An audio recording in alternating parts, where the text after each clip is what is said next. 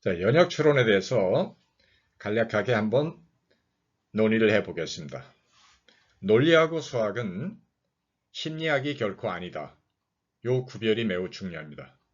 프레게와 비트겐슈타인과 현대 논리학자들에 의해서 일관되게 제기되는 주장은 수학의 증명과 논리에 있어서의 추론 활동이라고 하는 것은 결코 심리적인 활동이 아니다. 요거를 우리는 잘 이해해야 됩니다.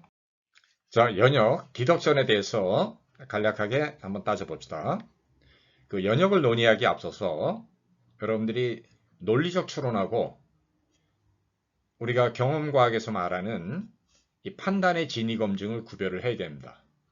그래서 경험과학은 우리가 판단이라든지 명제가 있다고 할 때 그 명제의 진위를 검증하는 것을 이제 다루지만 논리학은 이렇게 명제의 진위를 다루는 게 아니라 추론의 타당성과 추론의 부당성을 갖다가 검토한다라는 거죠.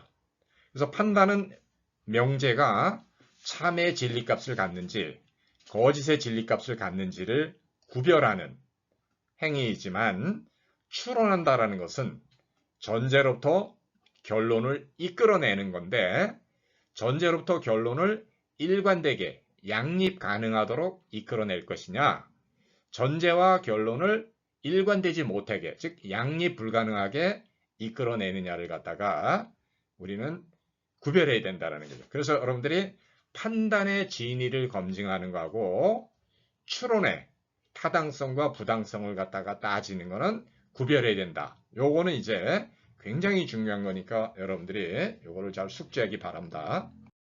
자, 추론의 타당성, 추론의 부당성, 즉 양립 가능성과 양립 불가능성에 대해서 하나의 사례를 갖고 우리가 검토를 해봅시다. 자, 자금성이 서울에 있다라는 대전제가 주어지는데 물론 자금성이 서울에 있다는 것은 경험적으로는 거짓입니다. 근데 만약에 자금성이 서울에 있고 서울이 한국의 수도다 이렇게 얘기하면 논리적으로 우리가 일관된 추론은 그러므로 자금성은 한국의 수도에 있다 이렇게 우리가 결론을 이끌어내야 된다는 거죠. 그러니까 우리는 전제가 거짓이니까 결론도 거짓이 됐어요. 즉 거짓된 전제로부터 거짓된 결론이 나왔기 때문에 이 추론은 우리가 일관성을 유지했다. 즉 양립 가능하다. 전제와 결론이 양립 가능하다 이렇게 얘기를 해요. 그런데 이제 양립 불가능한 사례를 한번 봅시다. 자금성은 서울에 있다. 당연히 경험적으로 봤을 때는 거짓 판단이죠. 서울은 한국의 수도다. 그러므로 자금성은 중국의 수도 베이징에 있다. 이렇게 얘기하면 자금성이 중국의 수도 베이징에 있다는 것은 경험적으로는 참이에요. 이게. 그러니까 전제는 거짓인데 결론이 참이 돼버렸어. 즉 우리는 아까 거짓된 전제에서 거짓된 결론이 나오고 참된 전제에서 참된 결론이 나오는데 이번에는 전제는 거짓이었는데 결론이 참이 되니까 이거는 일관성을 유지하지 못했다. 즉 앞뒤가 안 맞는다. 양립 불가능하다. 이렇게 우리가 얘기했다는 거죠. 자, 건전한 추론, 그 사운드 인퍼런스하고 타당한 추론, 밸리드 인퍼런스의 차이를 갖다가 간략하게 논의해 봅시다.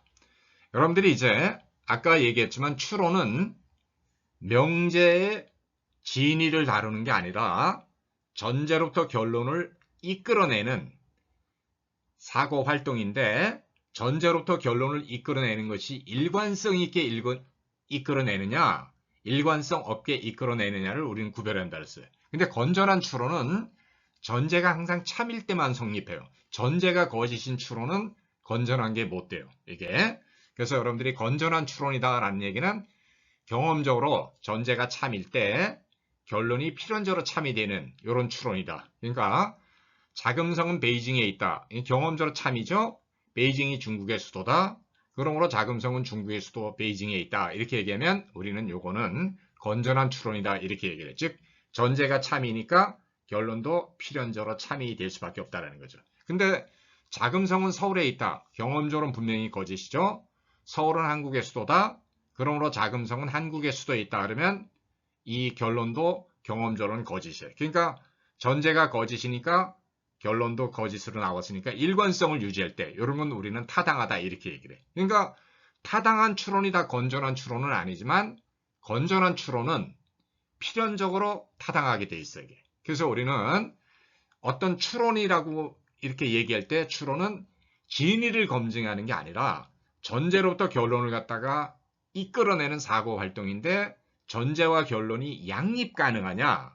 그러면 그 추론은 타당한 거고 전제와 결론이 양립 불가능하면 그 추론은 부당한 거예요. 다만 우리는 전제가 참일 때만 그래서 필연적으로 결론이 참이 나올 때만 우리는 그렇게 제한된 어떤 추론을 갖다가 건전한 추론이다 이렇게 이해하면 될 것 같아요. 그러니까 건전한 추론은 다 타당해요. 근데 타당한 추론이라고 해서 다 건전한 건 아니다 이 뜻이에요. 왜냐하면 타당한 추론 중에서는 전제가 거짓인 것도 있기 때문에 그렇다 이 뜻입니다. 그래서 여러분들 이 구별을 좀 잘 해주시기 바랍니다. 자, 다시 한번 이제 우리가 배운 거를 갖다가 약간 상기시켜 봅시다. 플라톤은 이제 배움을 갖다가 상기, 아남네시스다 이렇게 얘기하는데 잘 기억하는 거, 상기도 중요합니다. 자, 추론한다라는 얘기는 여러분들이 판단과 같이 명제의 진위를 검증하는 게 아니다. 그러니까 추론과 판단, 검증은 구별하자 이겁니다. 그래서 우리는 추론한다는 얘기는 전제로부터 결론을 이끌어낼 때 이 이끌어내는 것이 전제와 결론이 양립 가능하게 이끌어내느냐 전제와 결론이 양립 불가능하게 이끌어내느냐를 우리는 따지지 않으면 안 된다는 거죠. 이렇게 전제와 결론의 일관성을 유지하지 못하는 것을 갖다가 구별하는 것, 이게 바로 이제 우리는 추론의 어떤 그 행위라는 거죠. 근데 판단은 명제가 참의 진리값을 갖는지 거짓의 진리값을 갖는지를 갖다가 우리가 구별하는 거죠. 예를 들면 뭐 화성에 생명체가 산다 이렇게 얘기하면 현재는 경험적으로는 거짓이죠. 뭐 이전에는 살았을지 몰라도. 그리고 우리는 이렇게 판단한다는 얘기는 명제의 진리값이 참인지 거짓인지를 구별한다. 이렇게 이 명제의 진위 검증이 판단이고 전제로부터 결론을 이끌어낼 때 그 이끌어내는 그 행위가 일관성을 유지하느냐 일관성을 유지하지 못하느냐 이것이 바로 추론이라는 거죠. 그래서 여러분들은 추론의 타당성을 검토하는 거하고 판단의 진위를 검증하는 거를 필연적으로 구별을 해야 됩니다. 이게. 자, 히틀러의 사례를 하나 우리가 언급해 봅시다. 그 히틀러는 나의 투쟁에서 독일의 제3제국 바스트리테 라이히 독일의 제3제국은 유대인을 절멸시키고자 한다. 이렇게 이제 정강의 어떤 제1정책으로 이거를 내세웠어요. 근데 우리가 알다시피 마르크스는 유대인입니다.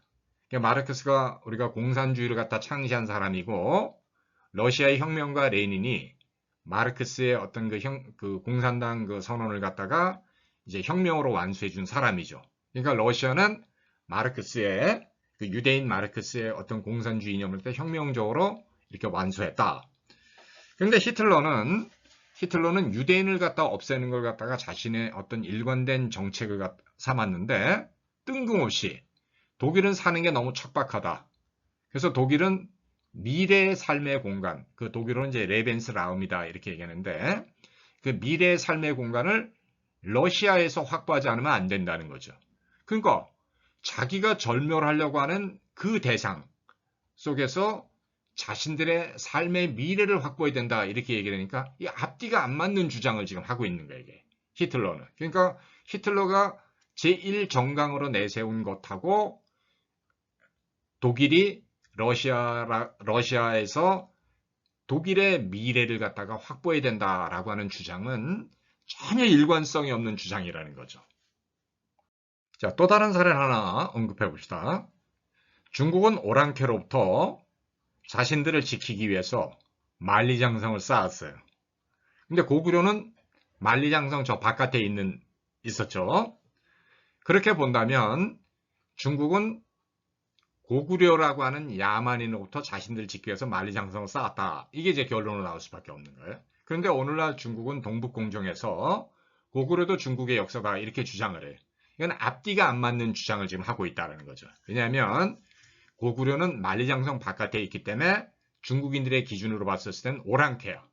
근데 자신들이 오랑캐라고 규정해놓고 나는데 그 고구려가 이제 중국의 역사다 이렇게 주장을 하면 이건 전혀 일관성이 없는 주장을 하고 있다는 거죠. 자, 연역 추론에 대해서 이제 간략하게 정말 논의해 봅시다. 연역 추론은 여러분들이 필연성을 강제하는 추론이다. 이제 요거를 잘 숙지해야 됩니다. 연역 추론은 전제가 결론이 성립하는 걸 100% 확실하게 강제한다. 내지는 100% 확실하게 개런티, 보증한다. 이렇게 얘기를 해요. 우리는 서울대학교 졸업해도 100% 취직하는 거 아니에요. 우리는 하버드대학교 졸업한다고 해서 100% 취업이 보장된 거 아닌데 연역 추론은 전제는 결론이 성립하는 걸 100% 보증해주는 추론이라는 거죠. 그래서 우리는 필연성을 예외가 없다. 내지는 대안이 없다. 이렇게 이제 이해하면 될 것 같습니다. 그래서 연역 추론에서는 예외가 하나라도 성립하면 필연성은 붕괴돼요.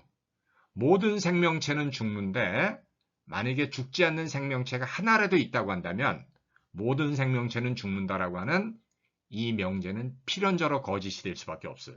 근데 우리는 연역 추론에 있어서는 필연성 강제다라고 하는 말은 무슨 말이냐면 어떤 경우에도 예외는 있을 수 없다. 그러니까 예외가 있을 수 없으니까 우리는 어떤 대안도 성립할 수 없다. 이렇게 여러분들이 이해하면 될 것 같습니다. 그래서 연역 추론은 어떤 경우에도 예외를 인정하지 않는다라는 거예요. 예외가 하나라도 있으면 필연성은 붕괴된다. 그래서 우리는 확률에서 100분의 100은 얼마입니까? 1이죠. 100분의 0은 0이에요. 그러니까 연역 추론은 100% 맞든지 100% 틀렸든지 둘 중에 하나지 뭐 99%는 맞고 1%는 틀렸다 이렇게 얘기해서는 절대 안 된다 이 뜻이에요. 여러분들이 이제 예를 들면 수학에서 x제곱 마이너스 x 마이너스 6은 0이다 이렇게 이런 어떤 2차 방정식이 있었을 때 우리는 이 2차 방정식을 만족시켜주는 x의 값은 3하고 마이너스 2뿐이 없어요 이게. 그래서 우리는 3하고 마이너스 2라고 하는 것 외에는 다른 건 안 된다 이렇게 얘기를 해야 돼요 이게. 자, 그래서 연역은 여러분들이 1 아니면 0 이 둘 중에 어느 하나다 이렇게 얘기를 하고 1과 0 사이에 뭐 0.99999 이런 것도 있는데 그런 거는 연역하고 아무 관련이 없다라는 거예요. 연역은 1 아니면 0이다. 즉 100% 타당하든지 100% 타당하지 않다. 이 둘 중에 어느 하나다 이 뜻이에요. 연역은 그래서 절대로 정도, 디그리가 아니다. 뭐 99% 맞고 1% 틀렸다. 이렇게 얘기하는 게 절대 아니다 이 뜻이에요. 그래서 우리는 논리하고 수학은 아까도 얘기했지만 인간의 사고 활동을 강제하는 거지 인간의 사고 활동에 의존하는 게 아니다. 이렇게 이해하면 될 것 같습니다.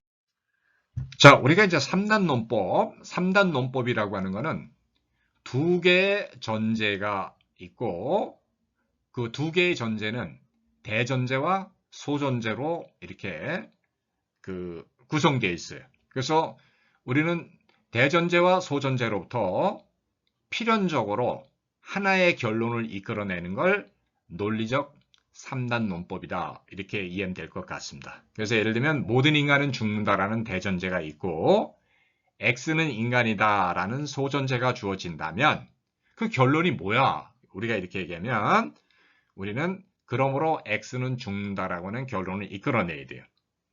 자, 우리는 아까 연역은 100% 타당하든지 100% 부당하든지 둘 중에 하나라 그랬어요.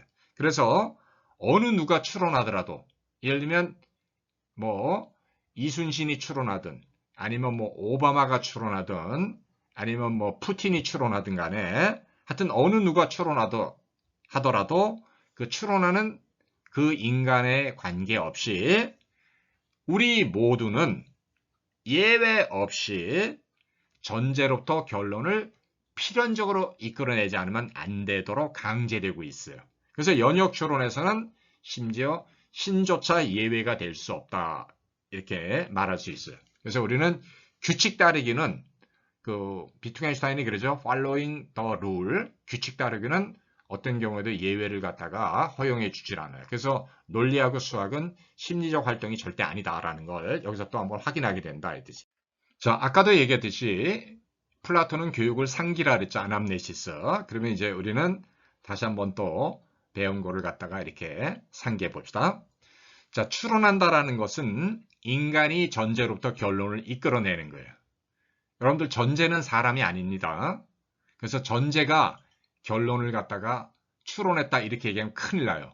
우리 인간이 전제로부터 결론을 이끌어냈다 이렇게 얘기를 해요. 근데 우리 인간이 마음대로 이끌어내면 안 돼요. 우리는 항상 규칙의 강제에 지배를 당하고 있기 때문에 우리는 전제로부터 결론을 반드시 그렇게 이끌어내지 않으면 안 되도록 강제되는 거예요. 그래서 우리는 규칙 따르기에는 규칙 따르는 활동은 이거는 심리적 활동이 아니다. 우리 마음을 강제하는 거지 우리 마음에 의존하는 게 아니다라는 게 이게. 그래서 우리는 전제로부터 결론을 이끌어내도록 그렇게 강제된다. 어느 누가 추론하더라도 그 추론하는 누구에 관계없이 우리 모두는 예외 없이 전제로부터 결론을 이끌어내지 않으면 안 된다는 거죠. 그래서 여러분들이 논리에 있어서의 연역 추론과 수학에 있어서의 필연성 증명은 이거는 예외를 어떤 경우에도 인정하지 않는, 그래서 우리의 사고 활동을 강제하는 거다. 그래서 수학과 논리학은 심리학이 아니다라는 것. 그래서 우리가 수학에 있어서 어떤 방정식의 해를 풀었기 때문에 그 방정식이 성립하는 게 아니라 방정식이 성립하니까 우리가 그 해를 풀도록 그렇게 강제되고 있다 이렇게 얘기해. 그래서 우리는 논리학과 수학을 좋아한다 싫어한다 이렇게 감정 표현을 얘기할 필요는 없어요. 논리와 수학은 우리 마음에 의존하는 게 아니라 우리 마음을 강제하는 거기 때문에 이거는 심리적 활동이 결코 아니다. 이렇게 여러분들이 기억해 두면 좋을 것 같습니다.